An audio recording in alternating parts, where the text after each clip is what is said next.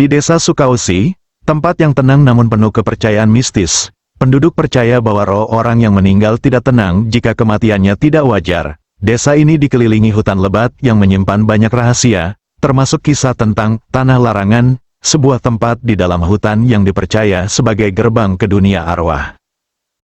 Sulastri, seorang wanita muda yang mengandung, tiba-tiba muncul di desa 6 bulan sebelum kejadian tragis. Ia tidak banyak bicara dan selalu menghindari tatapan orang lain.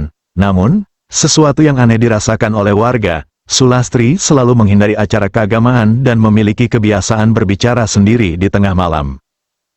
Penduduk desa mulai curiga, terutama Mbok Narti, seorang tetua desa yang dikenal peka terhadap hal-hal gaib. Namun, ketika Mbok Narti mencoba bertanya lebih jauh, Sulastri hanya tersenyum dingin dan berkata, "Semua akan tahu pada waktunya."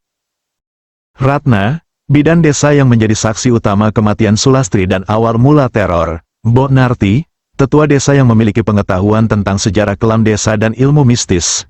Pak Surya, kepala desa yang mencoba menjaga ketenangan warga meskipun ia juga menyimpan rahasia masa lalu. Dukun Karso, seorang dukun tua yang tinggal di ujung desa, dipercaya sebagai penjaga keseimbangan dunia gaib. Sulastri, wanita misterius yang meninggal saat melahirkan, membawa kutukan yang mengancam seluruh desa.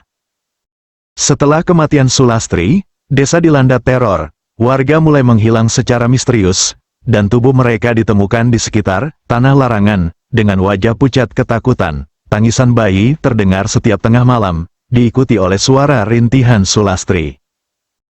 Ratna, yang dihantui rasa bersalah, mulai menerima penglihatan aneh. Ia melihat bayangan Sulastri di setiap sudut rumahnya, dan dalam mimpinya, Sulastri berkata, "Kau harus menyelesaikan apa yang sudah dimulai." Mbok Narti kemudian mengungkapkan bahwa Sulastri adalah keturunan terakhir dari keluarga yang terikat oleh perjanjian kuno dengan kekuatan gaib. Keluarga itu membuat perjanjian dengan makhluk dari dunia lain untuk kekayaan dan kekuasaan, namun mereka harus mengorbankan darah keturunannya setiap 100 tahun.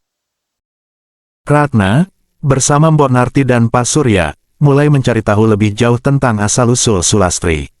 Mereka menemukan sebuah catatan tua di rumah Pak Surya yang menyebutkan tentang anak bayangan, sosok yang dilahirkan dari rahim seorang ibu terkutuk. Anak ini membawa kehancuran jika tidak dihentikan sebelum berusia 7 hari. Namun, catatan itu juga menyebutkan bahwa Tanah Larangan adalah tempat di mana perjanjian kuno itu dibuat. Mereka harus membawa tubuh bayi iblis itu ke sana dan melakukan ritual penghancuran. Dukun Karso akhirnya mengungkap kebenaran yang lebih mengerikan. Pak Surya sebenarnya memiliki hubungan dengan keluarga Sulastri. Ia tahu tentang kutukan ini sejak lama, namun memilih diam untuk melindungi dirinya sendiri. Pak Surya bahkan pernah mencoba mengusir Sulastri dari desa, tetapi gagal karena makhluk gaib yang melindunginya. Ratna juga mengetahui rahasia gelap tentang dirinya sendiri. Ia adalah keturunan jauh dari keluarga yang pernah terlibat dalam perjanjian serupa. Dan itulah sebabnya Sulastri memilihnya untuk membantu kelahirannya. Ratna kini sadar bahwa ia tidak hanya korban, tetapi juga bagian dari lingkaran kutukan ini. Ratna, Mbok Narti, dan Dukun Karso membawa tubuh bayi iblis itu ke Tanah Larangan. Namun, sepanjang perjalanan, mereka diteror oleh bayangan Sulastri dan suara tangisan bayi. Sosok Sulastri muncul dalam wujud mengerikan, dengan wajah penuh darah dan mata kosong. Ia berkata, "Kalian tidak akan pernah lepas dari kutukan ini." Ritual dimulai, namun sesuatu yang tak terduga terjadi. Bayi itu membuka matanya, dan seluruh hutan diselimuti kabut hitam. Satu persatu, bayangan gelap muncul dari pepohonan, menyerupai arwah-arwah penasaran yang mati di desa itu. Dalam momen terakhir, Ratna menyadari bahwa ia harus mengorbankan dirinya sendiri untuk menghentikan kutukan. Dengan pisau ritual di tangannya, ia menusuk jantungnya sendiri sambil mengucapkan mantra pemutus kutukan. Desa Sukawesi, sebuah desa terpencil yang tenang, menyimpan rahasia kelam yang terpendam selama ratusan tahun. Desa ini dibangun di atas bekas tanah ritual kuno yang digunakan oleh leluhur untuk membuat perjanjian dengan makhluk gaib, dikenal sebagai Sang Bayangan. Perjanjian itu dibuat untuk melindungi desa dari kelaparan dan penyakit. Namun, harga yang harus dibayar sangat tinggi. Setiap 100 tahun, seorang perempuan keturunan leluhur desa harus melahirkan seorang bayi yang akan menjadi penghantar antara dunia manusia dan dunia arwah. Kutukan ini dimulai ketika seorang wanita bernama Nyai Sekar, yang pertama kali membuat perjanjian itu, mencoba melarikan diri dari kewajibannya. Sang bayangan marah dan mengutuk keturunannya. Kini, setiap wanita yang terpilih untuk melahirkan anak bayangan akan mengalami kematian tragis, dan arwahnya tidak akan pernah tenang. Setelah kematian Sulastri, Desa Sukausi mulai diteror oleh berbagai kejadian mengerikan. Tangisan bayi dan rintihan Sulastri. Setiap tengah malam, tangisan bayi terdengar dari berbagai arah, membuat penduduk desa ketakutan. Beberapa mendengar suara Sulastri memanggil nama mereka, seolah memohon pertolongan. Warga menghilang, orang-orang yang berani keluar rumah di malam hari ditemukan tewas dengan wajah penuh ketakutan. Tubuh mereka mengarah ke hutan, seolah dipaksa berjalan menuju tanah larangan. Tanaman layu dan binatang mati, lahan pertanian warga mulai rusak tanpa alasan. Ayam dan sapi mati dengan mata melotot, seakan melihat sesuatu yang mengerikan. Bayangan gelap, penduduk melaporkan melihat bayangan hitam bergerak di sekitar rumah mereka, yang langsung menghilang begitu dikejar.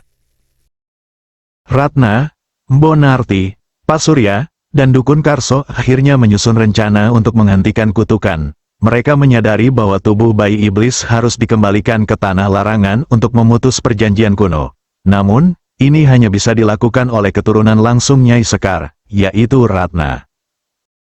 Dalam perjalanan menuju hutan, bayangan Sulastri muncul dengan wujud yang semakin menyeramkan. Ia mencoba menghentikan mereka sambil menangis.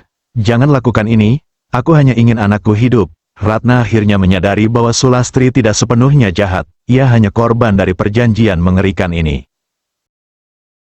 Saat ritual dimulai, sang bayangan muncul dalam wujud raksasa gelap dengan mata merah menyala. Ia menuntut agar Ratna menyerahkan dirinya sebagai pengganti bayi iblis. Ratna dengan berani melangkah maju, siap mengorbankan nyawanya. Namun, sebelum sang bayangan bisa mengambilnya, Mbonarti melantunkan mantra pemutus yang ia pelajari dari kitab kuno.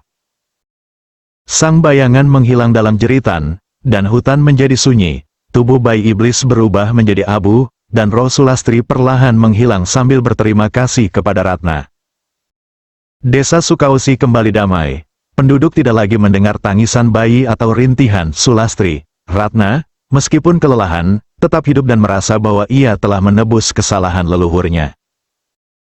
Pak Surya memutuskan untuk mengungkap rahasia kelam keluarganya kepada penduduk desa, meminta maaf atas apa yang terjadi. Mbonarti memimpin doa besar untuk membersihkan desa dari pengaruh jahat, dan Dukun Karso akhirnya bisa pensiun dengan tenang. Dalam adegan terakhir, Ratna bermimpi bertemu Sulastri dan bayinya, yang kini terlihat bahagia. Sulastri berkata, "Terima kasih, aku akhirnya bisa beristirahat." Ketika Ratna bangun, ia merasa lega, mengetahui bahwa ia telah menghentikan siklus kutukan selamanya. Desa Sukausi tetap hidup dengan cerita-cerita mistisnya, tetapi tidak ada lagi teror yang menghantui penduduknya. Kini, desa itu menjadi tempat yang benar-benar damai.